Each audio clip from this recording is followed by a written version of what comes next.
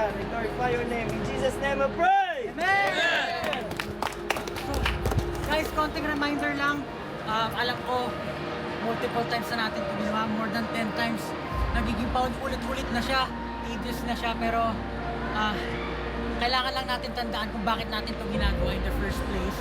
Hindi siya, mas malaki pa to sa SP19, mas malaki to sa Simula at Wakas, mas malaki to sa 1Z, sa W3, sa lahat, sa ating lahat. So, maging present tayo. We were blessed by God for this opportunity na nandidinig tayo ng maraming tao na papakita natin yung talent natin. Kumbaga, huwag natin siya i-take for granted. Let's be present. Pakita natin yung galing natin. Let's be, hindi lang siya basta show. Pakita natin yung apoy.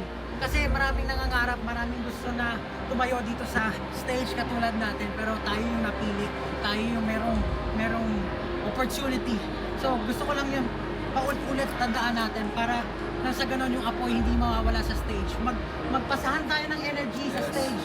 Kasi kailangan natin yun. Makikita yun ng mga tao. So, yun lang. Okay ba yun? Go! Go! Let's go.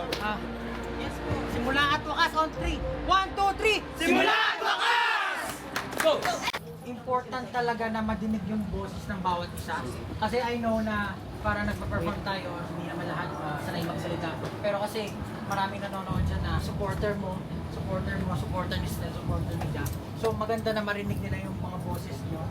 Kasi may inspire sila, talagang tatatak sa puso nila pag nagsasalita kayo. So yun lang, kailangan i-push nyo eh. Kasi minsan hindi natin napapansin, isa na lang nagsasalita, dalawa lang nagsasalita. So kailangan lahat tayo makapagsalita, ma-express natin. Yes, nag-usap sila bigla. Wait, hinold ako. Okay, lang. Okay.